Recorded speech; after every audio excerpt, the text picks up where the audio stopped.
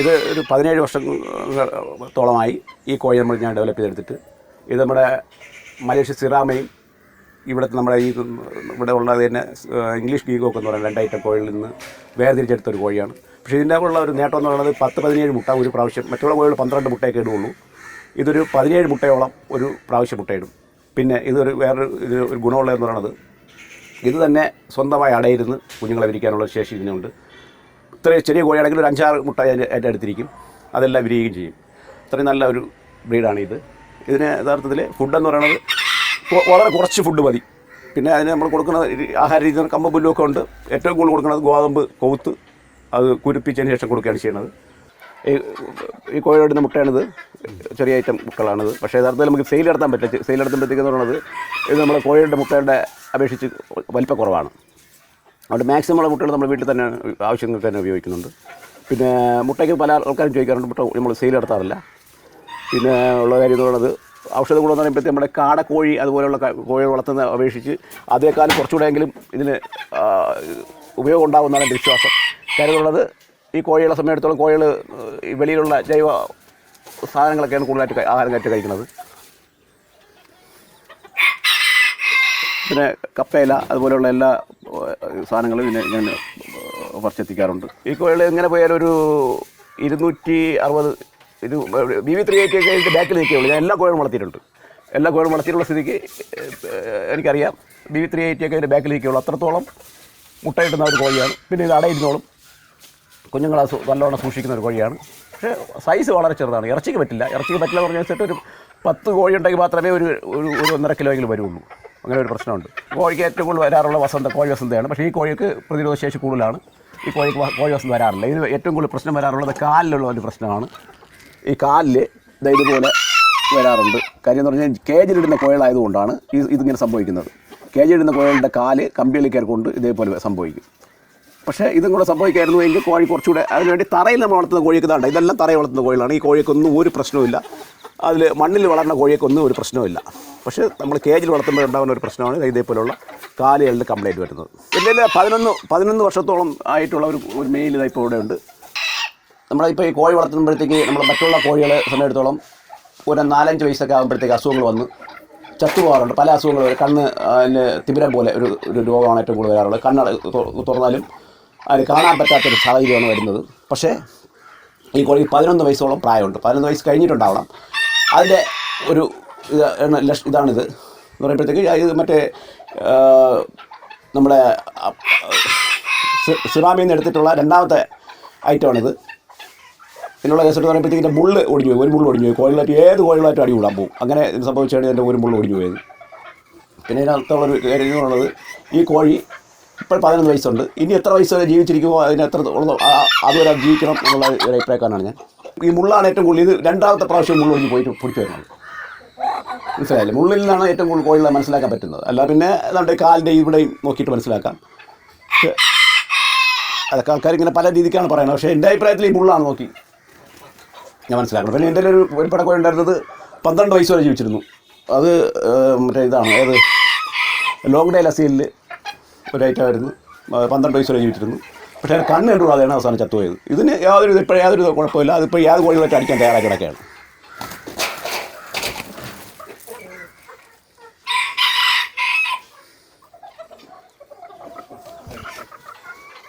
ഒരു 6 കിലോയ്ക്ക് മുകളിലോട്ട് വെയിറ്റ് വരും. ഭയങ്കര വെയിറ്റുള്ള ഐറ്റമാണ്. ലോങ് ടൈലാണ്. ലോങ് ടൈൽ എന്ന് പറയുമ്പോഴത്തേക്ക് എല്ലാം ഒടിഞ്ഞ് അതിൻ്റെ വാലുകളെല്ലാം ഒടിഞ്ഞു പോയിരിക്കുകയാണ്. ഇതാണ് അതിൻ്റെ വാല് നല്ല ഇത്രയും നല്ല നീളം ഉണ്ടായിരുന്നതാണ്. കോഴി നല്ല ഹൈറ്റുള്ള ഒരു കോഴിയാണ്. ഇതിന് വിലയെന്ന് പറയുമ്പോഴത്തേക്ക് ഞാൻ ഇതിൻ്റെ കൂടെ ഉണ്ടായിരുന്ന ഒരു കോഴിയെ 12,000 രൂപയ്ക്കാണ് കൊടുത്തത്. ഒരു മെയിലിനെ 2 മെയിലുണ്ടായിരുന്നു. അതിലൊരു മെയിൽ കൊടുത്തത് 12,000 രൂപയ്ക്കാണ്. ഇതേപോലത്തെ ഒരു കോഴി ഉണ്ടായിരുന്നത് കൊടുത്തത് 12,000 രൂപയ്ക്കാണ്. പിന്നെ ഇതെന്ന് പറയുന്നത് ഇനി ബ്രീഡിങ് നടക്കുമെന്ന് ചോദിച്ചു കഴിഞ്ഞാൽ എൻ്റെ ഒരു ബുദ്ധിമുട്ട് ഞാൻ നേരത്തെ പറഞ്ഞില്ലേ ഒരു പ്രായം കഴിഞ്ഞാൽ ഇവർക്ക് ഉണ്ടാകുന്ന ഒരു പ്രശ്നമാണ് കണ്ണിൽ തിമിരം പോലത്തെ ഒരു ഐറ്റം. കണ്ണ് ഇങ്ങനെ അടഞ്ഞിരിക്കുള്ളൂ. അതാണ് അതിൻ്റെ ഒരു രീതി. പിന്നെ എന്നാലും ഇത് ഇത്രയും വയസ്സായ ഒരു കോഴിയായതുകൊണ്ട് ഇതിനെ നിർത്തിക്കാൻ തന്നെ തീരുമാനിച്ചു. ഇത് നമ്മൾ ഒരിക്കലും ഇറച്ചിക്ക് വയ്ക്കുന്നില്ല, ആരാക്കാൻ അങ്ങനെ കൊടുക്കുന്നുമില്ല. തീരുമാനിച്ച് അതിനെ വളർത്താൻ തീരുമാനിച്ചിരിക്കുകയാണ്. അതിൻ്റെ കുഞ്ഞുങ്ങളൊന്നും ഇറങ്ങിയിട്ടില്ല. വേറെ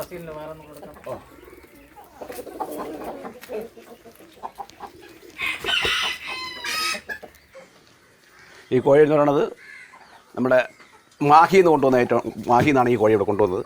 നമ്മളെ ഈ കോഴികളെ കൊണ്ടുവരുന്ന വണ്ടിയിൽ ആട് കോഴിയൊക്കെ കൊണ്ടുവരുന്ന വണ്ടിയിൽ കൂടെ കൊണ്ടുവന്നതാണ്. എനിക്ക് നല്ല റേറ്റായി. ഇതിന് യഥാർത്ഥത്തിൽ നമ്മുടെ ഇവിടുത്തെ ബ്രീഡല്ല ഇത് ആന്ധ്ര ബീക്ക് എന്നാണ് ഇതിനെ അറിയപ്പെടുന്നത്.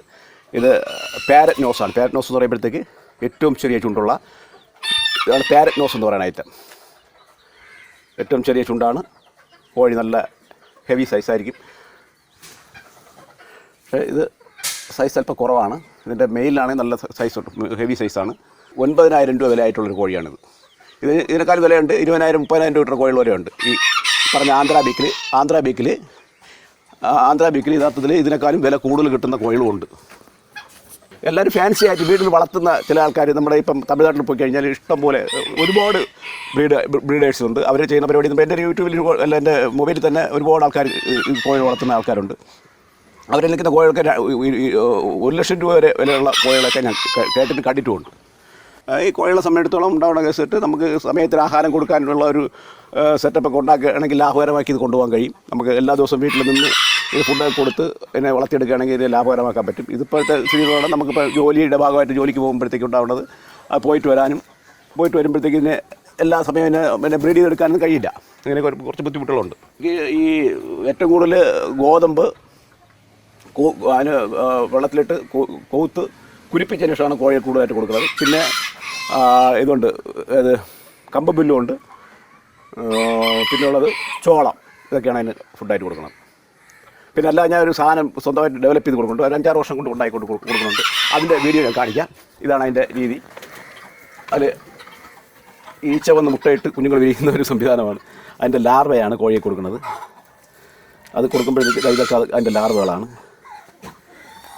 അപ്പോൾ ഇത് കോഴി കൊടുക്കുമ്പോഴത്തേക്ക് ഉണ്ടാകണമെന്ന് പറയുമ്പോഴത്തേക്ക് അതിന് ഫാറ്റും മിനറൽസും ഒക്കെ ആവശ്യത്തിന് അധികം കിട്ടും. എന്തൊക്കെയാണ് മിക്സ് ചെയ്തിട്ടുള്ളതെന്ന് പറയുമ്പോഴത്തേക്ക് ഇതിൽ വീട്ടിൽ വരുന്ന ചോറ് അതുപോലെയുള്ള വേസ്റ്റുകളെല്ലാം എടുക്കും. പിന്നെ ഗോതമ്പിൻ്റെ തവിടോ, പിന്നെ ഈ പറഞ്ഞ തേങ്ങാപ്പുണ്ടാക്കിൻ്റെ ഇത് ബാലൻസ് വരുന്നത്, കോഴി കൊടുക്കുന്ന ആഹാരത്തിൻ്റെ ബാലൻസ്, ഇതെല്ലാം കൂടി ചേർത്ത് ഇതിനകത്ത് വെച്ചാണ് ഇതിന് കൊടുക്കുന്നത്. ഇത് വയ്ക്കുമ്പോഴത്തേക്ക് അത് ഒരു ചെറിയ സ്മെല്ല് വരുമ്പോഴത്തേക്ക് അതിൽ ഈച്ച വന്ന് മുട്ടയിട്ട് അത് ഒരു 3 ദിവസം കൊണ്ട് തന്നെ ഈച്ചകൾ വലുതായി, അതിൻ്റെ ലാർവകൾ വലുതായി കോഴി കൊടുക്കാൻ പറ്റുന്ന ഒരു സാഹചര്യത്തിലേക്ക് എത്തും. അതിന് കോഴിയെ കൊടുക്കുകയാണ് ചെയ്യുന്നത്. അതുപോലെ തന്നെ വെള്ളം വയ്ക്കുന്ന രീതി, എല്ലാവരും പല രീതിക്ക് വെള്ളം വയ്ക്കുക. കൂട് വൃത്തികേടാകാതിരിക്കാൻ വേണ്ടിയിട്ട് വെള്ളം വയ്ക്കുന്ന വേറെ രീതിയുണ്ട്. അത് ഞാൻ തന്നെയാണ് ഡെവലപ്പ് ചെയ്തെടുത്തത്. അതും ഞാൻ കാണിക്കാം. അതെന്ന് പറയുമ്പോഴത്തേക്ക് ഇതുപോലെ നമ്മൾ ഈ 1 ലിറ്റർ 2 ലിറ്ററിൻ്റെയൊക്കെ പ്ലാസ്റ്റിക് ബോട്ടിലെടുത്തിട്ട് വെള്ളം നിറച്ച് നമ്മൾ ഇതുപോലെയുള്ള ഒരു എൽബോ എടുത്തിട്ട് എൽബോയ്ക്കകത്ത് ഫിറ്റ് ചെയ്യുക. അപ്പർ സൈഡിലും ഒരു എൽബോ വയ്ക്കുക. ആ എൽബോയിൽ നിന്ന് കോഴിയുടെ ആവശ്യത്തിനുള്ള വെള്ളം കുടിക്കുമ്പോഴത്തേക്ക് ഇതിൽ നിന്ന് കുറഞ്ഞു വരുന്ന ഒരു രീതിയാണ്. ഇതിനോട്ട് നോക്കുമ്പോഴത്തേക്ക് ആ എൽബോയുടെ ഒരറ്റം ഇപ്പർ സൈഡിൽ, എൽബോയുടെ ഒരു അറ്റത്ത് ഇതുപോലെ ഇങ്ങനെ വെച്ചിട്ടുണ്ട്. ഈ എൽബോയിൽ നിന്ന് ആവശ്യത്തിനുള്ള വെള്ളം ഇങ്ങനെ കോഴികൾ കുടിക്കുന്നതിന് കണക്കായി കുറഞ്ഞു വരും. അപ്പോഴത്തേക്ക് നമുക്ക് ആ ബോട്ടിൽ വെള്ളം തീരുമ്പോഴത്തേക്ക് വേറെ ബോട്ടിൽ വെച്ച് കൊടുത്താൽ മതി. അപ്പോൾ കൂട് വൃത്തികേടാകില്ല, കൂടുതൽ സ്മെല്ല് വരില്ല. പിന്നെ അതുപോലെയുള്ള കുറച്ച് കാര്യങ്ങൾ അതിനകത്തുണ്ട്. ആടും കോഴി ഇതേപോലെയുള്ള സാധനങ്ങളെ വളർത്തുന്നതിൽ ഭയങ്കര കമ്പമുള്ള ഒരാളാണ് ഞാൻ. കുട്ടിക്കാലം പോലെ എനിക്ക് ആടും കോഴി വളർത്തുന്നതിലാണ് ഏറ്റവും കൂടുതൽ ഇഷ്ടം. ഇത് ആട് വളർത്തുന്നതിന് ലാഭമുണ്ട്. കോഴി വളർത്തൽ മാത്രമേ ബിസിനസ് അല്ലാതെ ഉള്ളൂ. ആട് വളർത്തുന്നതിന് ലാഭമുണ്ട്. അതുപോലെ പശുവുണ്ട്. നമ്മളിത് കുറച്ച് കാലം കൂടെ കഴിഞ്ഞതിന് ശേഷം വലിയ രീതിക്ക് ഡെവലപ്പ് ചെയ്ത് വളർത്തണമെന്നുള്ള ഒരാഗ്രഹമുണ്ട്. എന്നെ കൂടുതൽ സഹായിക്കുന്നത് ഒരു പട്ടാളക്കാരനാണ്. പട്ടാളക്കാരൻ പെൻഷനായി വന്നതിന് ശേഷം അദ്ദേഹം എന്നെ കൂടുതൽ കാര്യങ്ങൾ സഹായിക്കാറുണ്ട്. കൂടുതലെന്ന് പറയുമ്പോഴത്തേക്ക് നമ്മൾ ഈ തറയിൽ നിന്ന് ഒരു 1.5 മീറ്ററോളം പൊക്കത്തിലാണ് ഈ കൂട് റെഡിയാക്കിയിരിക്കുന്നത്. ഇത് ഇടുന്ന വേസ്റ്റുകൾ കൂടിൻ്റെ അടിയെയും അവിടെ നമുക്ക് ബിസിനസ് ചെയ്യണമെങ്കിൽ ബിസിനസ് ചെയ്യാം. അല്ല നമുക്ക് വിളയിലൊക്കെ മറ്റേ വാഴയുടെ മുകളിലേക്ക് വാഴിടാൻ വേണ്ടിയിട്ട് കഴിയും. നമ്മൾ കൂടുതലായിട്ടും ചെയ്യുന്നത് നമ്മൾ കുട്ടികളെ വിൽക്കുകയാണ് ചെയ്യുന്നത്. പാല് നമ്മൾ ബിസിനസ്സൊന്നുമില്ല. പിന്നെ ആൾക്കാർക്ക് കൊടുക്കുന്നുണ്ട്. നമ്മൾ വേണ്ടപ്പെട്ട ആൾക്കാർക്ക് പാല് കറന്ന് കൊടുക്കുന്നുണ്ട്. പൈസയ്ക്കൊന്നും അല്ലാതെയാണ് കൊടുക്കുന്നത്. ആസാം വാളയും ഇസ്ലോപ്പിയും എന്ന് പറയുന്ന 2 ഐറ്റങ്ങളാണ് ഇതിലുള്ളത്. ഏറ്റവും കൂടുതലുള്ളത് സിലോപ്പിയാണ്. ഇതിപ്പോൾ നമ്മൾ 1 കിലോ 250 രൂപ വെച്ചാണ് കൊടുത്തുകൊണ്ടിരിക്കുന്നത്. കഴിഞ്ഞ പ്രാവശ്യം നമ്മൾ കൊടുത്ത 250 രൂപ വെച്ചാണ് കിലോയ്ക്ക്. പക്ഷേ നല്ല ലാഭം ഉണ്ടായിരുന്നു. കഴിഞ്ഞ പ്രാവശ്യം ഒരുവിധം നഷ്ടമില്ലാത്ത രീതിയിൽ പോയി. ഇത് അരുവിക്കര കൃഷിഭവൻ്റെ ഇതിൽ ഫിഷറീസും കൂടെ ചേർന്ന് ഒരു ഇതാണ്.